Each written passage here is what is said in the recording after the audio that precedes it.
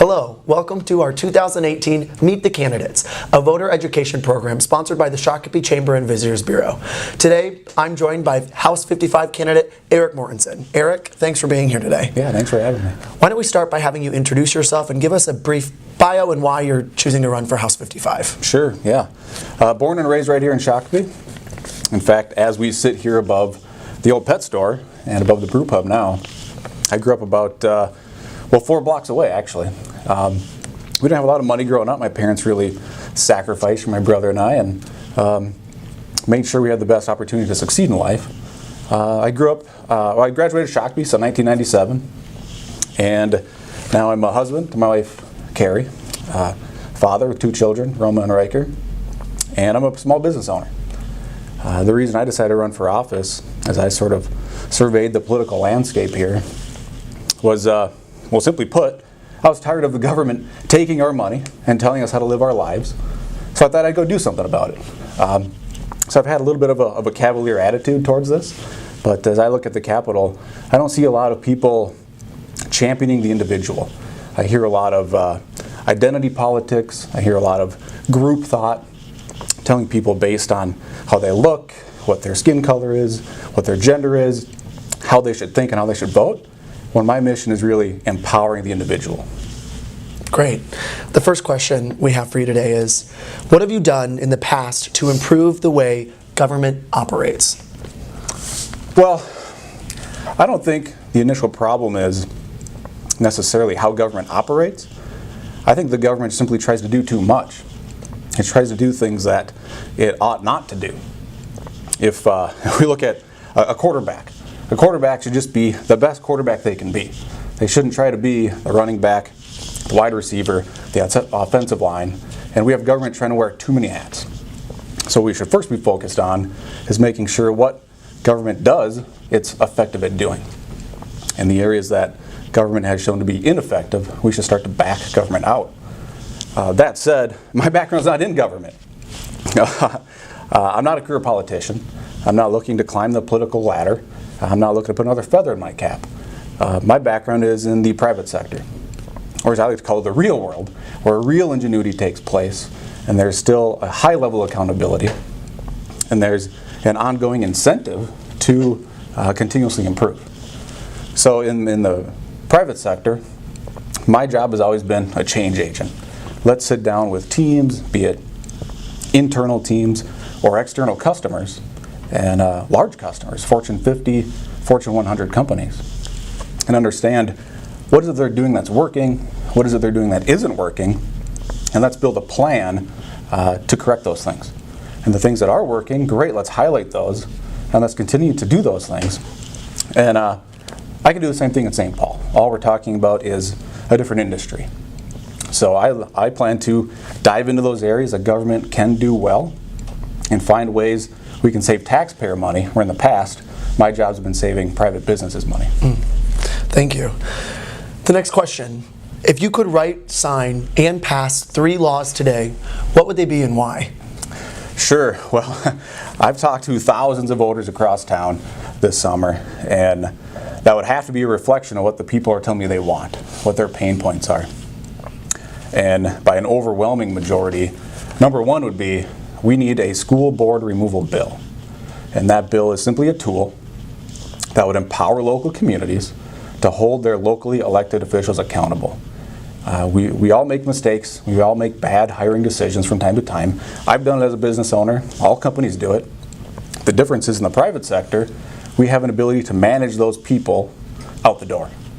In government, we don't have that ability, but we should, especially when people have shown to be incompetent. So empowering the community with that sort of a tool, whether or not it ever gets used, that remains to be seen. But I think the community is yearning for that because we've obviously had some issues there. Number 2, I would say it's 169. My shop is in Hopkins. It's about 13 miles from my house, but it's a 45-minute drive. So crossing that river bridge is so painful. So it would be restriping the 169 bridge. All that really requires is an exception to a law that dictates the use of shoulders. We've already restriped in the past during flood seasons. I think we should do it again. So that would be a very cost-effective, a very fast solution. I mean, frankly, by this time tomorrow, that could be done, and we could have alleviated traffic congestion on the bridge just by restriping it overnight. The third thing that I hear from people, well, and this is a decade-long issue, is Obamacare, or the Affordable Care Act. The cost of health care plans has skyrocketed, despite what we were promised 10 years ago by the Obama administration. Republicans at a federal level have been talking about it and running strictly on that issue for nearly a decade, and they have yet to deliver. So I believe it's time to reassert our 10th Amendment rights, our state's rights, and draft a bill that allows us to opt out of Obamacare. There's actually already a bill drafted. It's House File 2026. Essentially all it does is it creates the opportunity for a health insurer to offer a plan that's not in compliance to Obamacare. And for those who don't know, the Obamacare has 53, a combination of Obamacare and our state, essential mandates, meaning you have to have these coverages in your health care plan. Government bureaucrats have told us you have to have these coverages, these 53 coverages, whether you want them, whether you need them, you're going to have to pay for them. So this bill would allow carriers and consumers ultimately to purchase a plan that fits their individual needs.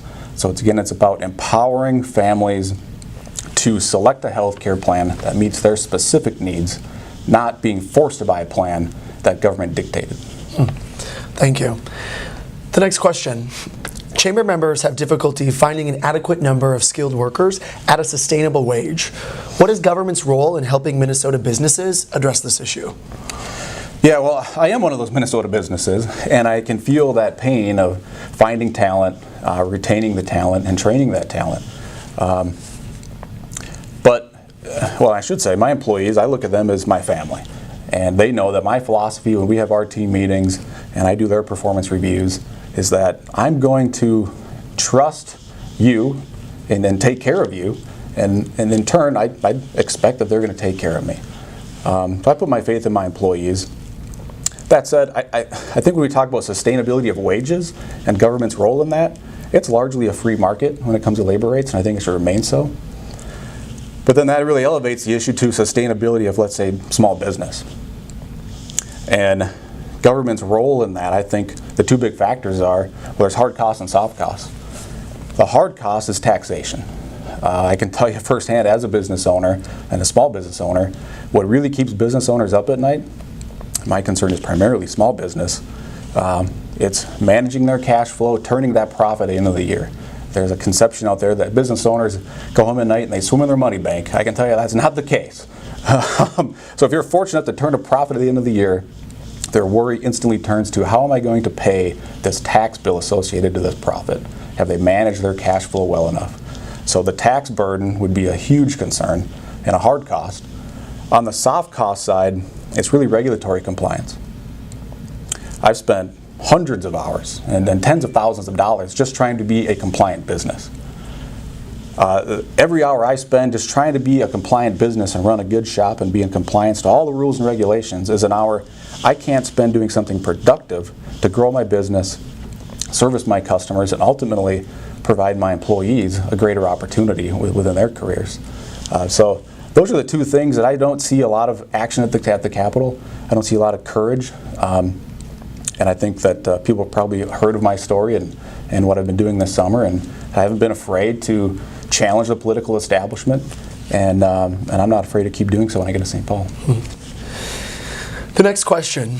As Minnesota businesses, many chamber members pay Minnesota taxes, which ranks third highest in the nation at 9.8%. Should Minnesota's tax rate become more competitive, and how so? Yeah, I think it has to, right? I mean, kind of the beauty of our system is we have 50 states that need to compete for resources. And it's a travesty that we're the third highest tax state in the nation. In fact, as we take all of our taxes, we're the sixth highest tax state in the nation when you look at all the tax burdens.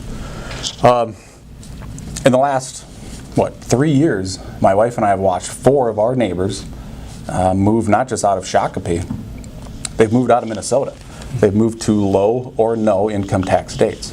So this really ties into the last question about how do you find skilled workers? Well, they're fleeing the state because they actually want to keep more of their money. There's just an economic principle that labor and capital will flow to wherever they can get the greatest opportunity. And we can't really break that rule. Now, my opponent thinks that corporate welfare schemes are the answer, and I think the answer is a sustainable and a healthy business climate. If you look at Texas, Texas is the second highest populated state in the nation. They have no corporate income tax rate, and they have no personal income tax. People are fleeing states like Minnesota and going into states like Texas, and they have a booming economy. In fact, Texas is set to gain a congressional seat. For Minnesota, we are set to lose a congressional seat. So we are set to lose some of our influence over the federal government. And I think that is shameful. The final question. What are Shakopee's biggest transportation issues, and how will you work to address them? Well, I'd go back to 169. I think everybody who has to cross that bridge would say the same thing. And you can just see it. You know, you just can drive by. If you're at the dog park on a weekday morning, you can see it because the cars are going, 12 miles an hour past you. So, it's become a bit of a joke, as every morning when I'm just across the bridge, the traffic report comes on, and they say, without fail, well, traffic in Shakopee on 169 and 101 is backed up. And then I have to laugh and go, why do they even say it anymore? Of course it's backed up. So I go back to restriping the bridge. It's cost effective. We don't have to spend tens of millions of dollars building a new bridge. That's obviously over capacity. And we save time. We don't have to spend years doing a construction project. And the width is there. We just need to get an exception to a law that dictates there must be a shoulder there. So I think that's very doable, and I think it's a good use of our resources. Well, thank you, House 55A candidate Erik Mortensen. We appreciate your time, and thank you for watching our 2018 Meet the Candidates.